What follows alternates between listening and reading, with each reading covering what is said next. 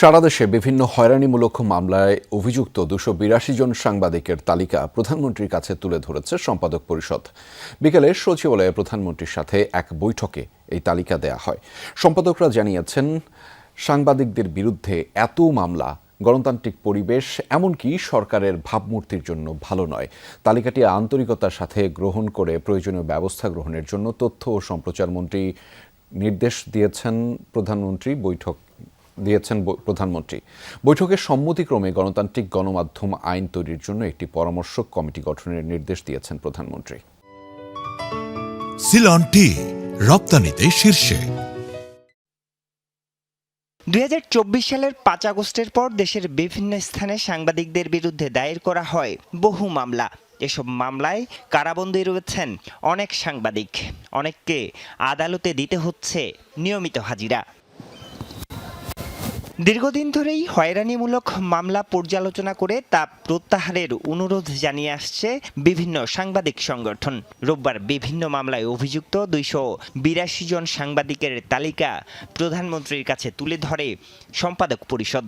এই লিস্টটা একদম যে সম্পূর্ণ সেটা বলবো না, অসম্পূর্ণ থাকতে পারে, কিন্তু আমরা আন্তরিকভাবে চেষ্টা করে দিয়েছি এবং প্রধানমন্ত্রী সেটা গ্রহণ করেছেন এবং তথ্যমন্ত্রীকে বলেছেন এবং এই ব্যাপারে ওনারা একটা উদ্যোগ নেবেন। আমরা খুব দৃঢ়ভাবে বলেছি যে এই সাংবাদিকদের বিরুদ্ধে হত্যা মামলা এবং এত ধরনের মামলা এটা গণতান্ত্রিক দেশের পরিবেশের জন্য ভালো নয়, এই সরকারের ভাবমূর্তির জন্যও ভালো নয়।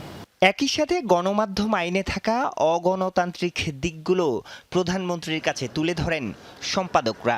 একটা পরামর্শক কমিটি করে জুন মাস ধরে কাজ করে জুলাইয়ের কোনো একটা সময়ে একটা চূড়ান্ত একটা রিপোর্ট তৈরি করে তার আলোকে একটা গণতন্ত্র পরায়ণ আইন তৈরি করবার জন্য আমরা সম্মত হয়েছি।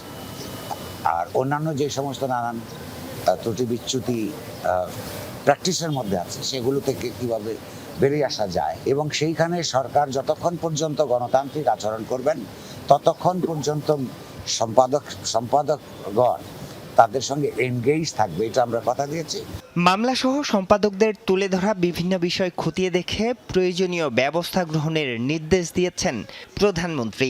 সম্পাদক পরিষদের নেতৃবৃন্দ এই বিষয়টি মাননীয় প্রধানমন্ত্রীর কাছে উপস্থাপন করলে মাননীয় প্রধানমন্ত্রী তাদের অনুভূতির সঙ্গে একমত পোষণ করে প্রয়োজনীয় ব্যবস্থা নেওয়ার জন্য আমাকে নির্দেশ দিয়েছেন। তথ্যমন্ত্রী জানান, গণমাধ্যমের উপর বর্তমান সরকারের কোনো হস্তক্ষেপ না থাকায় প্রধানমন্ত্রীকে ধন্যবাদ জানিয়েছেন সম্পাদকরা।